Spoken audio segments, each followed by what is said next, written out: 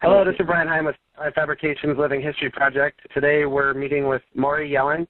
He was a B-17 Bombardier in the 15th Air Force stationed in Italy during World War II. Morrie, we're very grateful to have you on the show, and thank you for taking your time today to sit down and talk with us. What did you do after the war? I came home.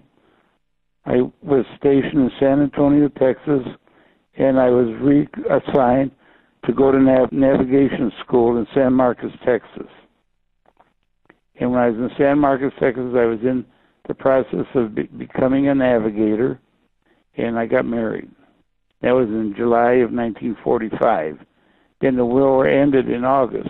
Then I went up to Truex Field in Madison, Wisconsin, and was let out of the service. When you were stationed in Italy, how did the Italian people respond to the Americans in their country? Were they receptive to you being there? Oh, they accepted us very much so. In fact, we used to have people come onto the base and take care of our laundry and do our personal stuff that we wanted done, handiwork. If you wanted something built, they would do it. And we'd go into the town of Foggia. We could get a haircut or a shave, and get a meal, which was only 10 or 12 miles away. And then if you were lucky, you got to go to Naples for a couple of days. There was the Isle of Capri. But the Isle of Capri, they weren't too friendly because it had been occupied by the Germans before the Americans took over in Italy. So there were a lot of people and girls there who had been married to German soldiers.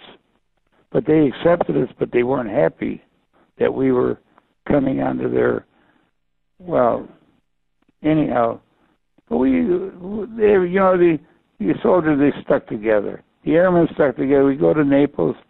The airmen were stuck together. The infantry was stuck together. The Australians were stuck together. The English were stuck together. And the Italians didn't care. They served us the wine, the beer, and they served us the food. But we all got along.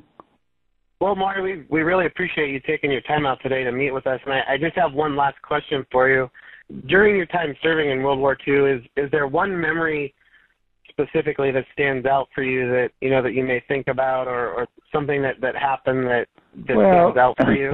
I was stationed in Santa Ana, California, and for my pre-flight, and then from there I went to Las Vegas for gunnery school. And before I got to Carlsbad, New Mexico, and went to Bombardier school, you just were having a good time actually in the service. But you were serving, you were doing whatever they told you to do. I mean, you were just a number, but we had a good time. So anyhow, I can't tell you of any bad times that we ever had. We did a lot of calisthenics, we did a lot of running, we did a lot of jogging, but we all got by, and everybody was happy. Well, Morrie, we really appreciate you taking the time out today to spend about 20 minutes. But I'll tell you what has really been great was I went on this honors flight, and they took us to Washington to see that memorial. That was great. And that wasn't just airmen. That's anybody that served World War II. That was the HonorAir.com project where they took 100 people to Washington, D.C., 100 veterans? Oh, they've taken thousands there now. Sure. They go every week, not during the summer, it's too hot. But they'll continue to do that till all this World War II veterans are gone. But you ever get to Washington, it's something very nice to see with the World War II. What was that trip like? Well, that was great. Trip? We left here from Midway on Friday morning, got to Baltimore, stayed there Friday night. Saturday, we all got on the bus and went to Washington, stayed there all day long, saw all the memorials, came home, came back to Baltimore to the nice hotel, and Sunday morning we flew home. But it was well organized, everything was right on time, and everything was just beautiful. I don't know who ever started it, but it was really something. We started with a group out of Ohio, and it's called the Honors Flight. It sounds like it's a really great group, and they really try to do a lot to put it all together. It doesn't cost the veteran anything, but I took my daughter as a guardian for me, and all she had to pay was her fare in her hotel, which was actually very, very reasonable. Yeah, that sounds like a great experience. It is a great experience because they're all World War II veterans.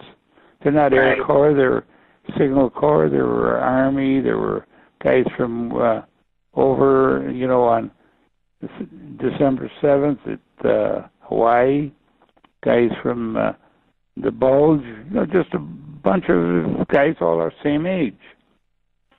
So that's about all I can tell you, Brian.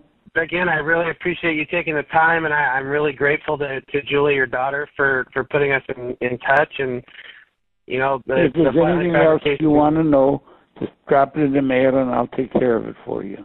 Thank you for participating in the Flightline Fabrications Living History Project interview, and we're grateful for your service to our country and everything that you've done for the... Well, I thank you for having me on the interview.